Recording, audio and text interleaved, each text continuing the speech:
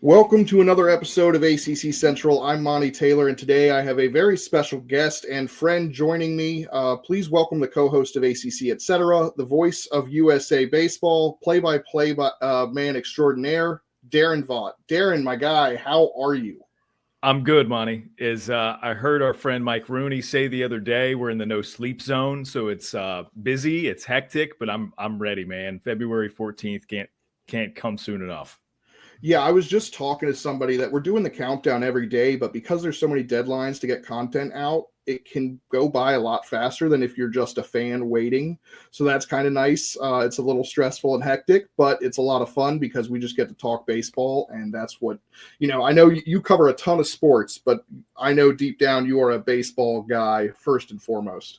Yeah, and like I'm in the middle of a basketball season that is busy as well right now. So to your point, it kind of helps fill the void in the meantime.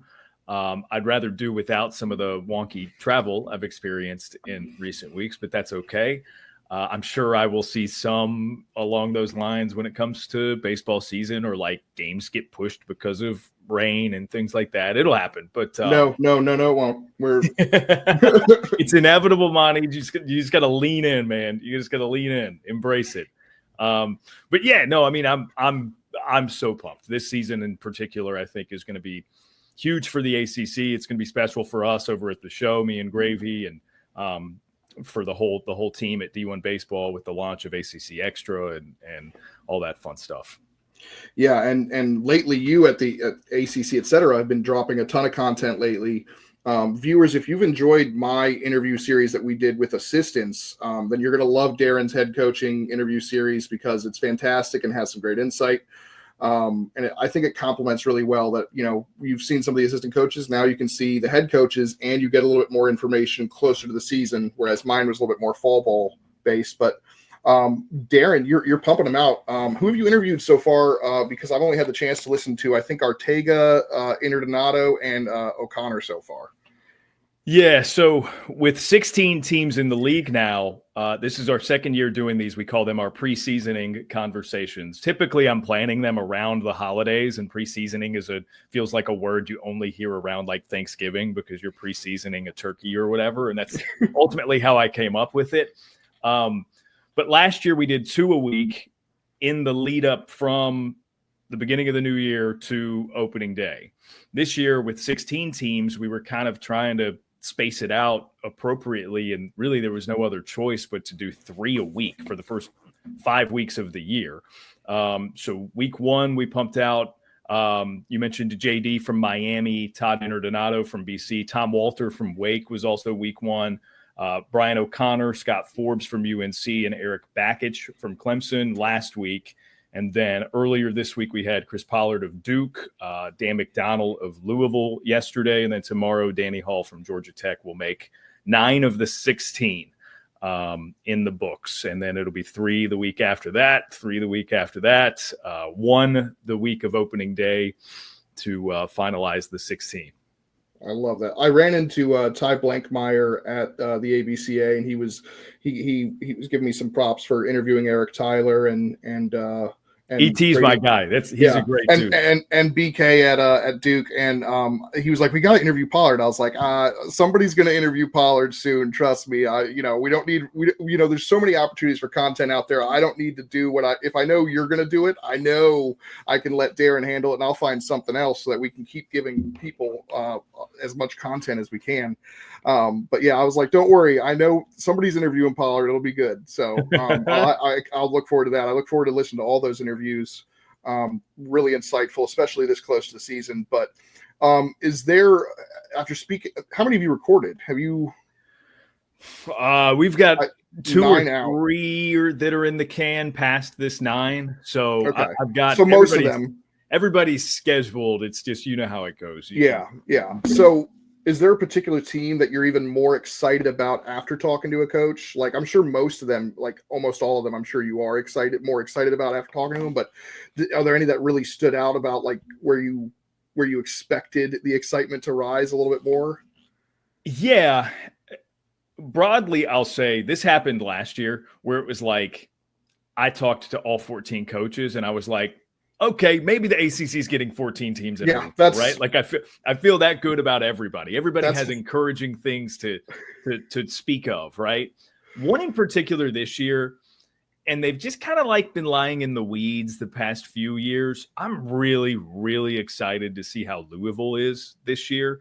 Dan McDonnell has embraced the transfer portal in a way in the last 2 years that he had not done initially. And I think he's found sort of the formula in terms of what intangibles fit for a portal player here with the Cardinals, right? And of course, he's got Patrick Forbes and Tucker Biven coming back on the pitching staff. I love Zion Rose, maybe my favorite player in the ACC. I've got a few people that I say that about. So we're the same. It's arguable. But Zion is a great player. They're moving him permanently to the outfield, it sounds like. So it's going to kind of free him up in a way that juggling, catching, being a DH, and sometimes being in the outfield maybe preoccupied him last year. So I expect a certain version of Zion to be unlocked for Louisville this season, which would be fun, right? I'm really, really interested to see what Louisville is now. And I saw the other D1 guys had them in they're just outside the top 25, and it kind of just got my wheels turning more that, Rose potentially being unlocked. Patrick Forbes is a guy who's been a two-way technically up until this point. So there's theoretically more to unlock with him as a starting pitcher and assumedly their ace also. There's a lot that we don't know about Louisville, but man, it just feels like there's a really, really high ceiling. Yeah, after what I saw from Patrick Forbes at Team USA, obviously you saw that firsthand as well. And then watching him on the Cape, because he's one of my picks for potentially being an ACC Pitcher of the Year candidate. Like he was must-watch TV over the summer, for Team USA, and I think it was Brewster up in the Cape. It was a lot of fun. I'm a big fan. Micah obviously is a huge fan of Louisville. He actually ranked them in his top 25. They did not. I didn't know that. Didn't know that. We did not get enough votes. He did not get enough other people voting for Louisville to get them into the College Baseball Central top 25. But he's a big fan. I really like it. It's going to be interesting to see because I know Dan McDonnell's going to have to mess around a little bit with that lineup at the beginning of the year. We're going to see a lot of guys because they have a lot of options. Because there's a couple JUCO guys that I was really excited about as well that just hit the cover off the ball. So and again, they've seemingly figured it out. It's happened progressively over time, right? Like he's got another Marist transfer they're excited about after having one that served them well last year. He like Sebastian Gongora felt like kind of the start of this Louisville figuring it out with the portal in mind. And they've got a lot of intriguing pieces, man. They're one of those teams that I think the good teams we can expect to be good. Now, jockeying for specific positioning within the conference is kind of unpredictable. But Louisville's one of those teams where it's like, man, they could finish anywhere in the conference standings, and I don't know that it would really surprise me. Yeah, so it makes them one of kind of the wild cards of the conference this year. Yeah, I'm really excited to see them. I know they open up in Arlington with 3 top 25 teams, at least by our standards. I can't remember if they're all 3 on D1s as well, but I mean, it's gonna be fun to watch. I also, I talked about the breakout sophomores. I think off screen before this, but I've got Colt Hartman and Parker Detmers having breakout years, and that would be huge. For them I would as believe well. it. Yep. Yeah, so really fun, Louisville. I'm looking forward to that Dan McDonnell interview as well. I know he likes to tinker a bit with the lineup before he settles on one, so that'll be interesting to see. But going back to the coaches interviews real quick, we have so many great coaches in this conference. I love all of our coaches so much. There's so many I would run through a wall for, like post-game interviews. There's so many I'm like, man, I want to play for that guy. Yeah. Do you ever get amped up like that after interviewing, say, like an Eric Bakich or a Chris Pollard? Yeah. I mean, again, I feel the same way. We're really spoiled. In terms of just like a guy, it's it's a little bit different than my relationship with some of the others. So Chris Pollard was formerly, of course, the coach at Appalachian State. And I, as a high school baseball player, went to some showcases there. So I've known Coach Pollard since I was like 16 years old. Yeah. So it goes back to that to some degree. And a lot of what I know about him and what we know of each other and our rapport is new, of course, and sort of in this more recent stage of life. But I really appreciate the way he thinks about coaching. He's one of those coaches that when I'm talking to him, I feel comfortable giving him anything, like any broad scope, whatever. He's gonna have a great answer about it because he's super thoughtful and he's put it into perspective in some of his time thinking himself. You can sort of count on it. So Pollard's one. I am fascinated also by Todd Interdonato and his approach. And I just think he's a brilliant dude. I root for BC to have success. I think the league is at its best maybe when BC, I mean, there are other teams in this category too, right? Like Miami, I want to see them succeed because the ACC is at its best when Miami and Louisville in that category as well, when those programs are doing well. I root for BC to have success. Generally, I loved Mike Gambino. Still do, of course. I just talk to him way less. But I have really, really enjoyed getting to know Todd Interdonato, and look forward to hopefully covering them for a series this season and seeing what they have to offer, because they get a lot of returners back. I mean, we talk about turnover, and that's a program where they bring in a lot of New England area guys, and for whatever reason, the portal era has not made its way to Chestnut Hill quite yet because guys stay. They like playing at BC. And he's got guys that are there that are Mike Gambino leftovers. I got a stat for you. Yeah. Kyle Wolf, Vince Cimini, Nick Wang, Sam McNulty, and Patrick Roche, which is their infield and probably DH. 596 collegiate games, over 2,004 D1 college at bats. And all of those guys played for Gambino. So, like, that's through a coaching change, Monty. That's unbelievable. I think that in and of itself is a testament to Todd and the type of coach that he is. Like, regardless of how many wins or losses they have, I think that's hugely indicative of who he is, the type of program that he is in some ways continuing there, in some ways building anew. But yeah, I love talking to Todd, and I'm really excited for them this year. Yeah. I mean, the more I get on every team, I'm like, let's go. Can we? The 14 teams. Let's make it happen. Let's get all 14 into the all 16. Excuse 16 me. 16 now. Yeah. 16 teams into the NCAA tournament. And I think. I firmly believe this, and I keep bringing it up we've done recordings for our preview shows already, for a couple of them, and we believe that, like, if things go right for any of these teams, even the ones that are going to be picked towards the bottom in the 13 to 16 area, if things go right for them, we see them not finishing in that area, and actually, if things go right for Pitt, if things go right for Cal and Notre Dame and Virginia Tech, and I firmly believe those teams have a chance at the NCAA tournament. It's just they don't have the same depth, maybe. But if things go right, it's I think anyone can make the NCAA tournament from our conference, which is a testament to how deep it is. Yeah. And again, sort of going back to last year, I felt the same way last year. I might be more emboldened to say that this year. Just knowing what we know about all the programs and God knows with the insertion of Stanford and Cal, who are two great programs. I mean, we already were an awesome baseball conference, and then you add those two and boom, here we go. We got 16 bona fide programs. So it'll be fun. It'll be a lot of fun this first year with the full 16. Yeah, I cannot wait. Again, we've got 22 days till February 14th. I just cannot wait. But let's shift gears a little bit. You've got a big project that I am extremely excited about. The big reason why you and I are doing this interview now and not, 3 weeks ago when I first asked you and you were actually looking to ask me. So we're really excited about this. You mentioned this to me back in October at one of the fall ball games, and I've been waiting. But Monday, you are releasing a long-form podcast on Rintaro Sasaki, the first baseman from Japan for the Stanford Cardinal.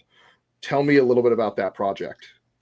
Yeah, so I pitched this to the D1 team basically the day we got back from Omaha. The day they got back from Omaha. Well, I left early. The day they got back, I had to come back for USA Baseball stuff. So when they got back, I was like, okay, let's circle up. I pitched them on this series, which is it's a limited narrative audio project, a narrative podcast, if you will, long form, detailing the unprecedented path being taken by Rintaro Sasaki at Stanford, who was Japan's top baseball prospect. And I wanted to, this is a big deal. The influence of Japanese baseball here in the States has never been greater, right? Earlier this week, we saw Ichiro become the first Japanese-born player to be selected into the National Baseball Hall of Fame.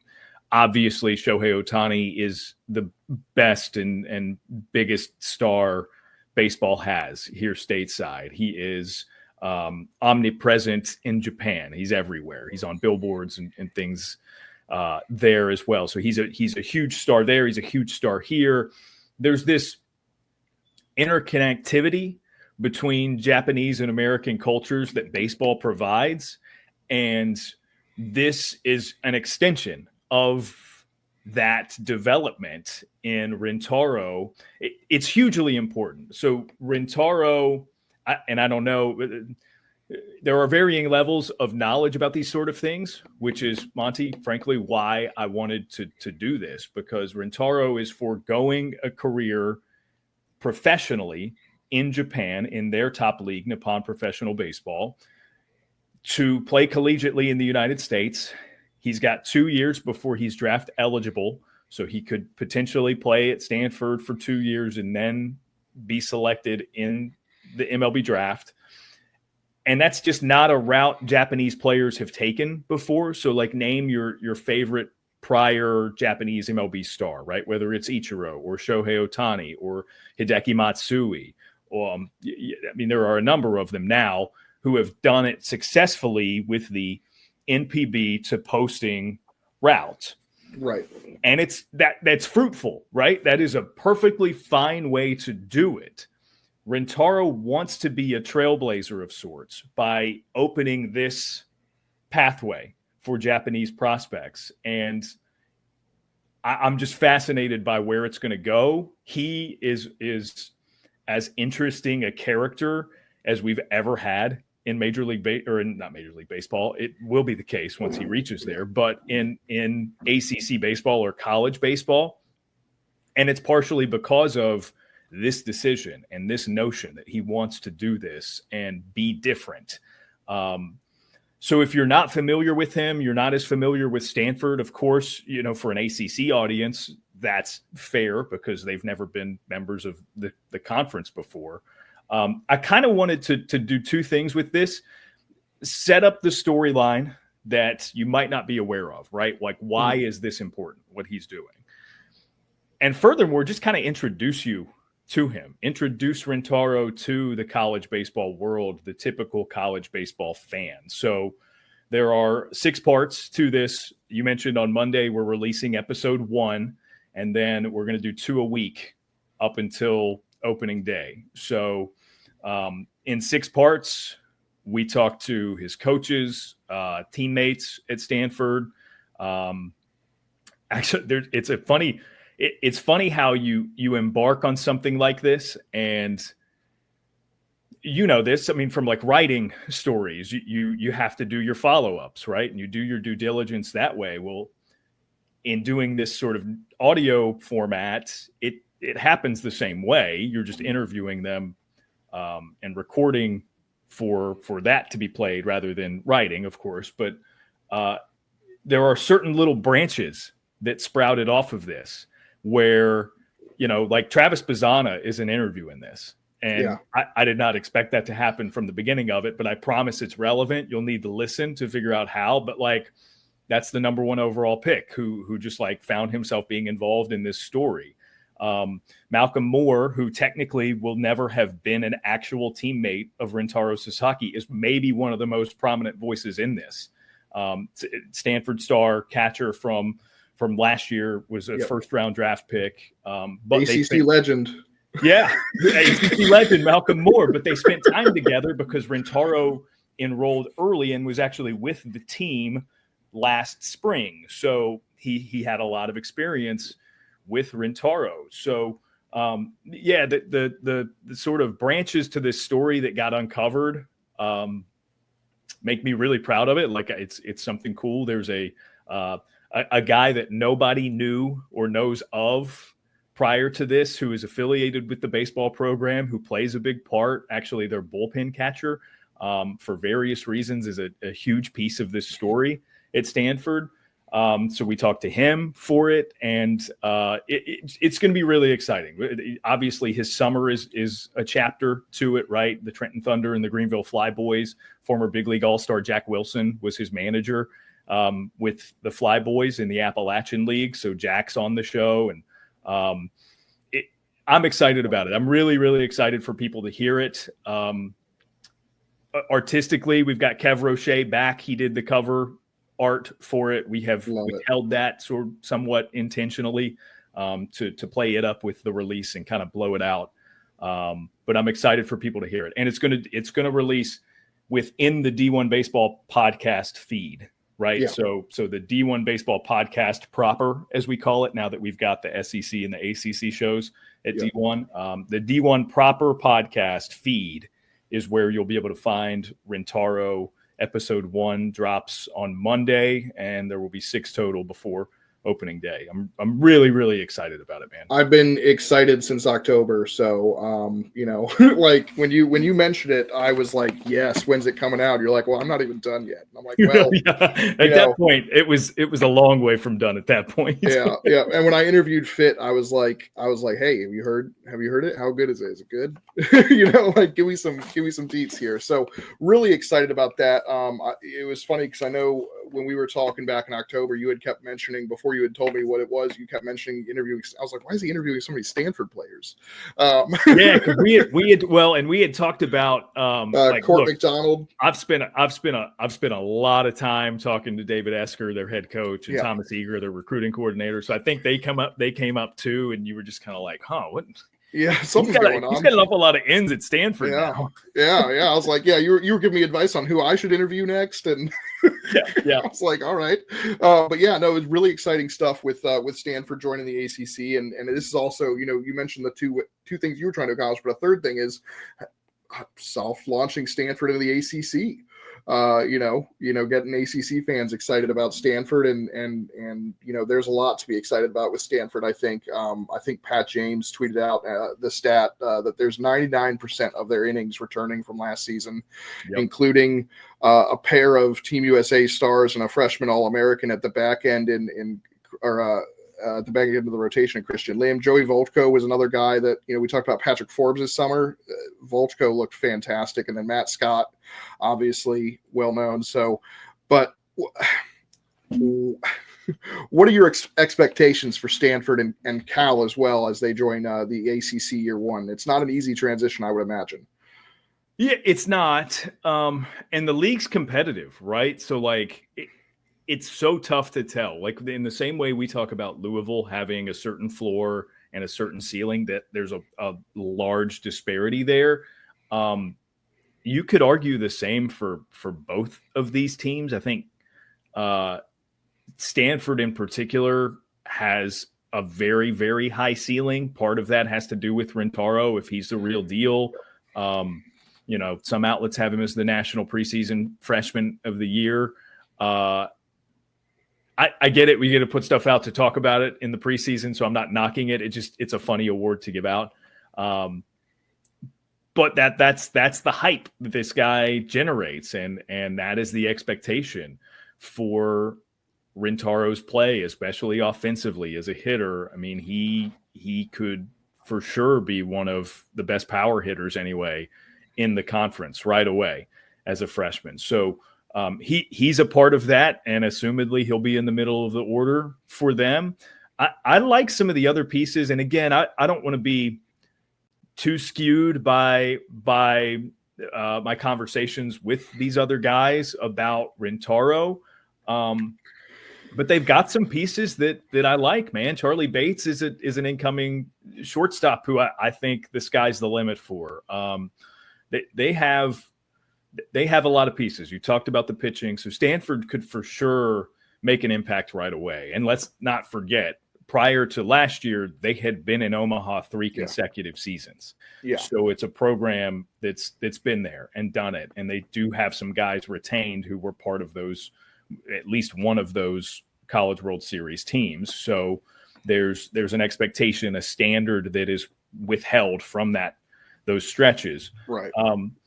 Cal might be a little bit more of a work in progress. But who knows, man? I mean, they're certainly an ACC caliber team and program. It's not like the players aren't going to be, it's not like the players are going to be out of their league or right. whatever. I like some of their pieces and I'm excited about their being here too. It's two really good programs. I'm excited to get to know Mike New as the head coach of Cal. So it's a couple of guys for me to get to know and programs for me to get to know better. And certainly that's the case for you too. So I'm excited. I'm excited about it. I don't know if it's fair to put many expectations on them as right. newcomers in the league. But then again, I don't know if it's super fair to put a ton of expectations on anybody in the right. ACC. Right. But we got to talk about something. Yeah. Oh, for sure. So, I mean, that's we got to talk about something. It's nice to put, putting expectations is a positive thing, I think, if they're positive expectations, but let's shift gears here a little bit. Jack's College Classic, second weekend of the year. I'm going to be there. You're going to be calling the games. We got a really fun slate. Last year was the inaugural version. Virginia won it. Very, very good group of 4 teams. And we got another good group here with, Coastal Carolina, North Carolina State, Alabama, and Ohio State. How pumped are you for that? Because you made that a priority even despite the basketball season. Yeah, I'm actually, I'm missing some hoops to go back and do this thing in Jacksonville. The people at Peak Events are awesome. Obviously, the invitation to come back was accepted, so I'll be doing the play-by-play there on the D1 baseball streams. I'm pumped. Like last year, I was excited, but it's a different kind of excited because there was not familiarity, right? Right. You don't know what to expect with a new event, a new gig. Yeah. This year, it's going to feel familiar. It'll be back at 121 Financial Ballpark, the home of the Jacksonville Jumbo Shrimp. Yep. So it's like I'll be nice and cozy and at home in my temporary home in the booth there. I'm looking forward to it. I love the field of teams as well. Coastal Carolina is intriguing and has some holdovers from last year's team that are really intriguing players under new leadership with Gilly out as their head coach. So that'll be interesting to see sort of the start of that next era for the Chanticleers. NC State is obviously ranked coming off of a trip to Omaha. Elliot Avent's a coach that I know well, so that helps, and should be a fun watch in those first couple weeks of the season to kind of see where they are coming out of that Omaha run last year. They're an interesting team. They through the portal last year, they did a lot of relying on grad transfers, and that's not the case this year. So as a result, they're a lot younger. And most of their team fits in the sophomore junior range, which is not necessarily a bad thing, but it's different than having like Alec Makarevich, who they got from East Carolina last year. By the time he was done at NC State, was the active player with most games played in Division I baseball. Correct. So like that experience matters, and he had a huge season as a result. He was their best offensive player by a mile. Not that they didn't have other good producers, but he was just that great. So I'll be interested to see the progress from one year to the next in terms of they don't have quite as much experience, but the dudes are dudes. So they're going to be able to play to a high caliber. So I'm interested to see NC State. Alabama, I was shocked when they were not ranked in the preseason top 25 for D1 baseball. I know they're sort of on the outskirts and a team that the guys are watching in that regard. But I absolutely love their shortstop, Justin LeBron. Yeah. He'll be a blast to watch in that setting. Last year we had Griff O'Farrell, who was arguably the best shortstop in the country. I think the same could be said or argued of LeBron this season. So as a former middle infielder myself, a former glove guy myself, I love that LeBron's there. And then Ohio State is really interesting as a Big Ten team that is under new leadership, a guy I actually happen to know a little bit because of his time at Campbell previously, Justin Hare. It's exciting times for the Buckeyes there. And they're part of a conference in the Big Ten that I just think is a powder keg kind of waiting to erupt in college baseball. It won't be long before the Big Ten has a real breakout. And I mean that as compared to where the SEC and the ACC are now. I'm expecting it sooner than later. So Ohio State, I would expect to be 100% part of that. Yeah, I'm not sure how much of the Big Ten I'm going to see this year, but I will be watching like the standings and the scores just because, and it's not just because they added Oregon and Washington, USC, and UCLA. The teams that have been there are going to be a lot of fun. I don't necessarily know how good they're going to be, but it's going to be a dogfight in that conference because I think there's a lot of potential great teams. We talked about Gambino already. Penn State's a team I'm really looking forward to seeing a bit of. But, it's a great field that you've got there. I cannot wait.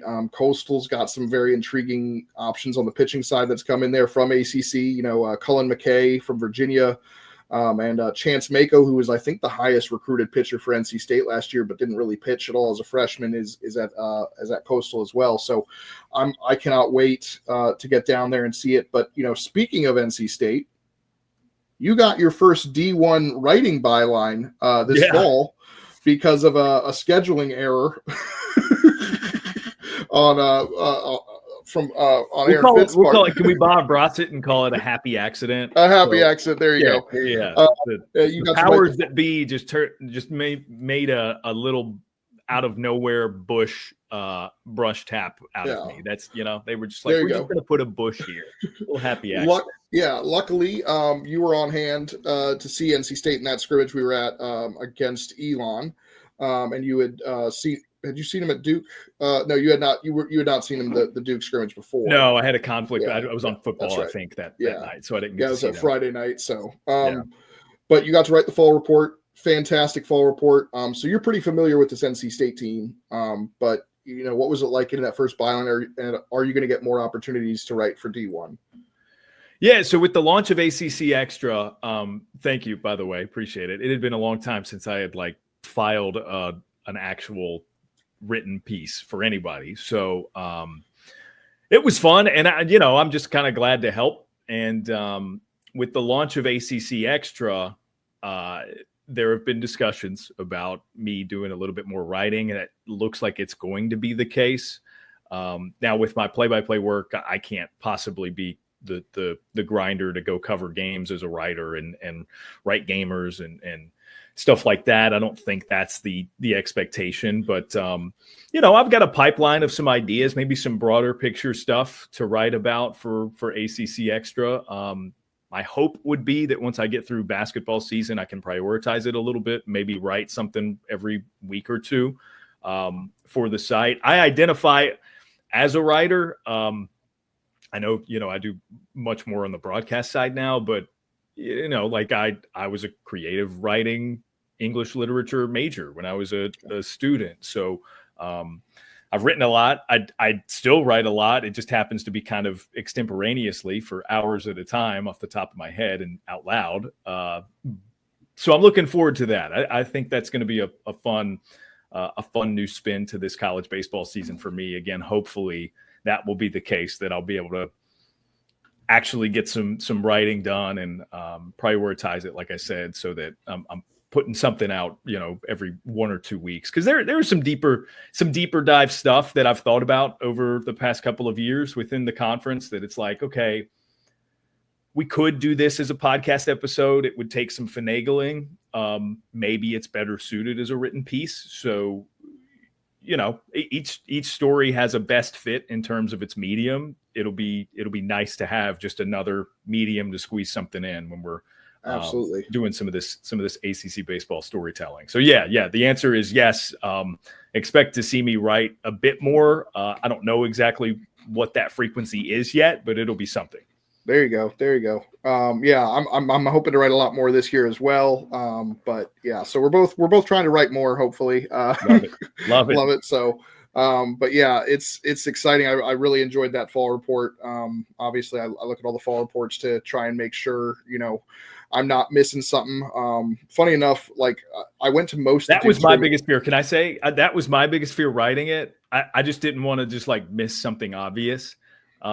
Which I think probably human nature. And it made me write it better because I just wanted to leave no stone unturned in a sense. So yeah, no, I get that. I get that because I fear similar things going into a broadcast, right? Like going into this early season event with 4 different teams in Jacksonville.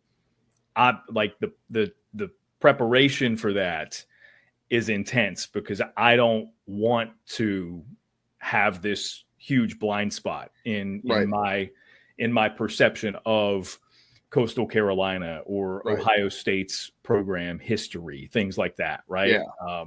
So yeah, no, I feel that. Yeah, absolutely. I love reading the fall report. Plus also I'm like, all right, I saw this is Aaron Fitt, who's done this for 20 years, also seeing this, that's another thing too. That's another thing too, right? Like I in dealings with those guys on a regular basis, I get like they have, strong comps that they'll make to a player like right away. And for me, sometimes I feel like it takes me a little bit more like, I got to put a little bit more thought into it before I can make it a direct connection. I think I'm pretty quick-witted, but, and I've seen a lot of baseball, obviously.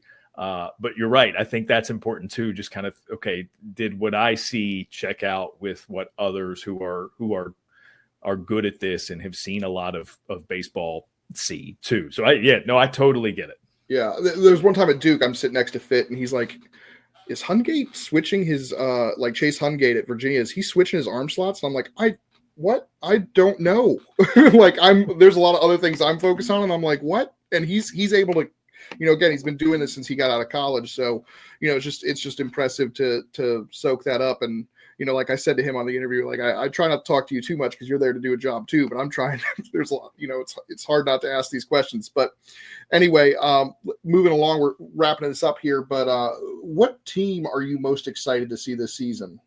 We already talked about Louisville a bit, and I guess that kind of answered that a little bit. But is there sort of, yeah, it's hard to answer with just one team. If I did, again, my lens is skewed a little bit with the coverage of Rintaro specifically, and maybe he's the player that I'm most excited to see. So as a result, Stanford is a team that I'm most excited to see this year. Maybe I'll go with Clemson. I think the world of Eric Bakich, and they've come so close the past couple of years. They actually have like the most adventurous postseason runs the past 2 seasons, right? And unfortunately, on the wrong side of it. Yeah, and like in the bad way, right? Unfortunately, but it's a program that has quickly ascended back up to its air quotes typical form. And they've got Aiden Canuck coming back, who the jump from year 1 to 2 with a guy like him is typically pretty massive. And if that's the case for him, I know he was a preseason first team All-American for us at D1, then that certainly matters. And then they've got Cam Canarella back, who I have said since I first saw him in I believe it was his first ACC series a couple of years ago. I had them and Duke at Kingsmore Stadium. And I told Gravy after that weekend, I was like, I have found my new favorite ACC baseball player, Cam Canarella. And it turns out like I was just talking about his like stylistically the way that he played. And then he surged from that point on. And it's like, oh, I didn't realize I was saying that about a future top 10 pick potentially. Right. So, you know, they've got anytime you can have a frontline starter who is deemed, you know, one of the 5 or 10 best in the country, and a position player who's going to hit at the top of your order and field in the middle somewhere, who's a top 5 or 10 position player in the country. That's huge. Like it's massive. And you don't think I was thinking about them earlier and in that context and wondering to myself, okay, how many ACC teams have we seen that truly had top 5 to 10 pitcher, top 5 to 10 position player at the same time, right? It's arguable with some fringe guys, maybe. Certainly, we've seen first rounders in both categories for certain college teams, but that it's a duo that leads a team that it is about as great as any we've seen in recent years. In the league. So I think that makes them extremely intriguing on the front end, and the other pieces that they have to fill the rest of the team are pretty nice too. So I'm excited to see Clemson and see the kind of year that they're going to have. Cause I think because of the results, maybe the past couple of years, there's this assumption, and maybe Duke's the same way, that I think Duke is a little bit sexier as like, oh, they're going to break through. They're going to break through. Mm-hmm. Whereas with Clemson, it's less talk about that, despite the fact that Bakich has gotten them there so quickly and they've been so close the past 2 years. Yeah. You know, I might be amiss on the way others have thought about those, but it just seems to me that in comparing those two, who I both think are right on the cusp and I think could both be Omaha teams this season, we talk a little bit differently about Clemson than we do Duke. So that's a long way of answering, but Clemson really intrigues me. Well, despite that long answer, I was asking the question internally in my head as well, what I would pick, and it's an unfair question. I don't know how to answer it myself. I'm really excited about all the teams, and then trying to narrow down which one the most I'm excited about. I don't think I could have answered. I would have listed like 5 teams at least. Yeah.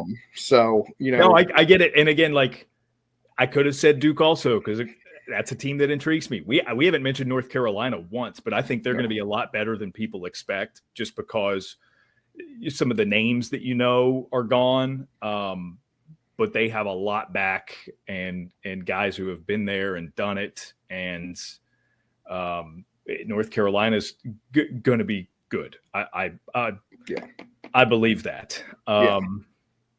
And there are others like we haven't even mentioned, right? Like I'm excited to see Miami, because they just totally reloaded with transfers, and it's a very new situation with a lot of new faces, but there's a ton of talent there. So how's that going to mesh? Dude, there's so much to look forward to in this league. I saw you motion toward the Pitt. I'm excited about Pitt. Guy. So I know not to sleep on them now. Yeah. I joked with him in the preseason in conversation. I joked with him about getting clowned by their social team a little bit when I said 2 weeks left in the year. They definitely weren't making the conference tournament, and then they did. I will not sleep on Pitt anymore. Yeah. Never again. Georgia Tech. I think they've got a really intriguing, maybe the best player in the country. We haven't even mentioned Drew Burress. Yeah, they're intriguing. There's just everybody's got something to be encouraged by, which is what makes this league so fun year in and year out. Yeah, absolutely. I'm so pumped. So I could not have answered that question. But now we're down to our last 2 questions. 2 fun questions for you. Okay. Play-by-play guy, what's your favorite home run call? You've asked players on your podcast what their favorite home run is. So now you're going to be asked certain questions. Ooh.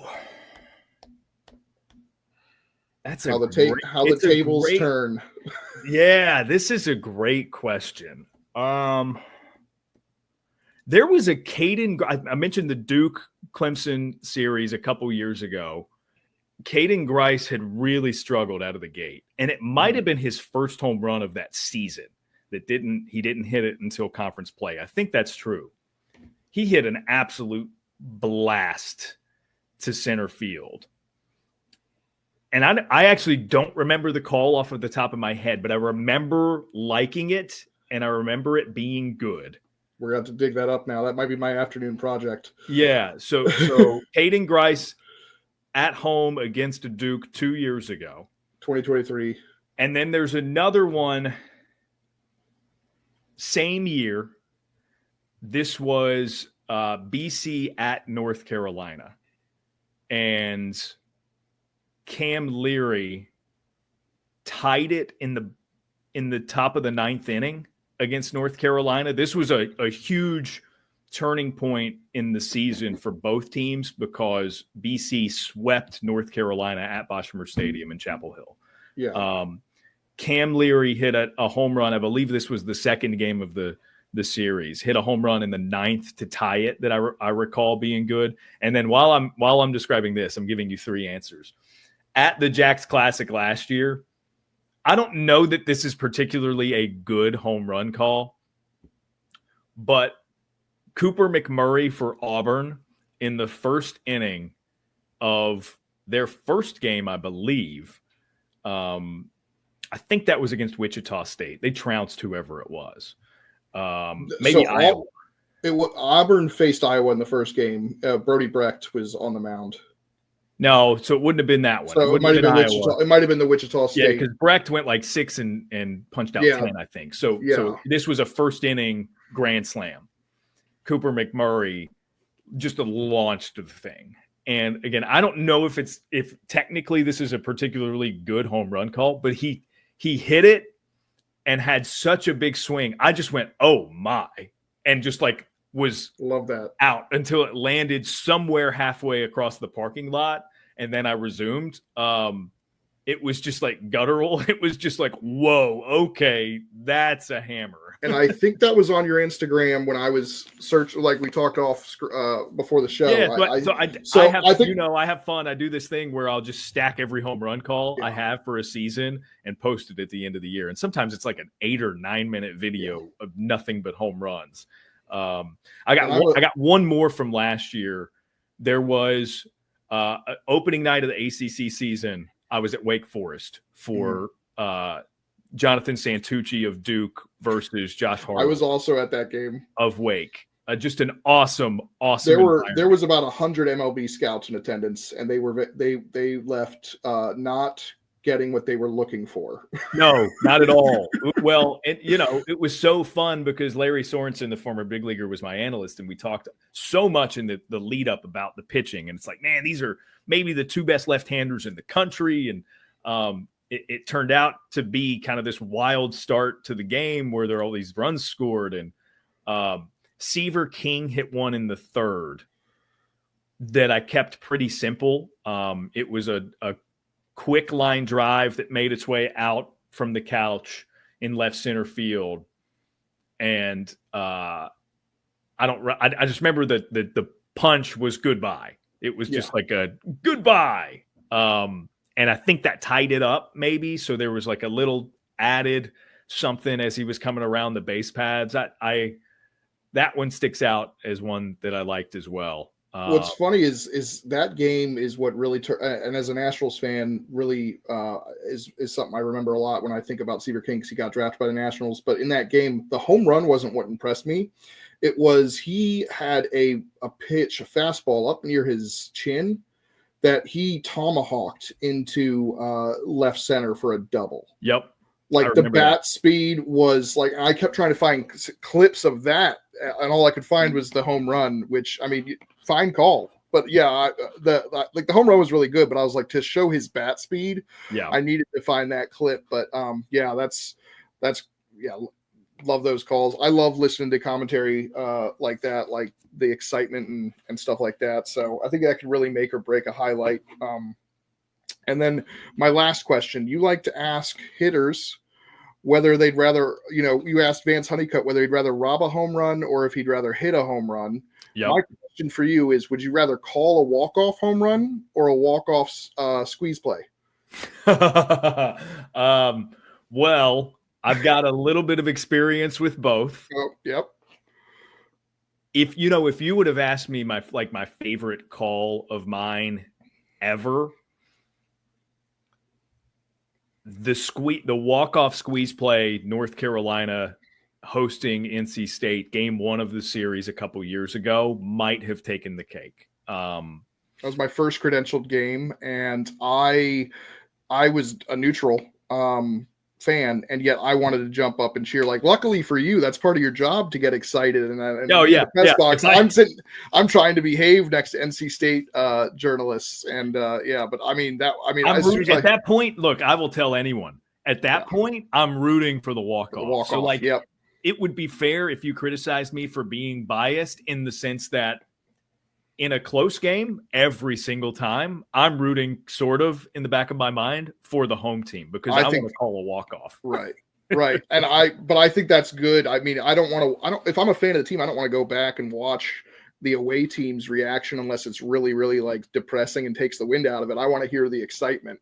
Well, and we, to be fair, we got a lot of that. Like, and this is credit to the full crew for that game. We got a lot of that because I believe Dominic Fritton was on the mound for NC State, and after the celebration and the run scores on the squeeze bunt by Colby Wilkerson, Carter French was the base runner. They had just inserted him as a pinch runner at third. We went to a shot of Fritton, and he's just dejected, right? And it's one of the first signs or instances rather of like a micro failure for him. Remember that was his freshman year and he came out. He was very good start to the year. He was doing awesome to that point. And I think sort of the stories within the story, you could detect in that one split second we got him on camera. It was like, oh, this is going to be a big moment in his career because this is sort of the first instance of failure in a performance in a certain way, or you could sense that he felt it, right? And even though if it's a good squeeze play, there's no defense for it, Yeah, that's that like when it's not like he gave up a home run either, but like it's interesting, the mental side of baseball there. Yeah, exactly. So that's probably my favorite call ever, the squeeze play. Now, I mean, walk-off home runs are awesome for sure. They're a lot more common. Unreal. It was unreal to start that series with a rivalry at stake. I think NC State went up 6-0 early. Yeah. Yep. So just an awesome game. Yeah, the NC State UNC series are always must watch. I think NC State had two really. Maybe I know Brandon Butterworth had one walk off. I think they had a walk off or a come from behind 8th inning against North Carolina as well in 2 of the 3 games last year. So yeah, they had several. NC State had that kind of a season last year. Yeah. When I against Duke, when I've listed my moments for the 50 moments, there's a lot of NC State walk offs in there, and I have to try and space them out so I'm not just doing NC State every day. Yeah. But, for sure. But anyway, that's going to do it for us. Do you have anything else you want to share, Daron? No, just a reminder on Rintaro. It's on the D1 Baseball podcast feed, so make sure you're subscribed if you're not already. If you are, awesome. It'll be delivered to you right in your feed, so it'll be a seamless way to listen to the first of 6 episodes, Rintaro narrative podcast on the D1 Baseball feed. So I appreciate that. Yeah, absolutely. I can't wait to listen to it. Daron, thank you so much for being here. I appreciate you taking the time to come on. Again, I'm gonna remind him too. Daron's new podcast on Rintaro Sasaki drops on Monday on all podcast platforms from the D1 baseball feed. I really just can't wait to listen. I've been eager since the October when you first told me about it, so I'm very excited. Monday, all platforms. For us at ACC Central, Micah and I will be back on Monday as well as we begin daily team previews starting with Boston College.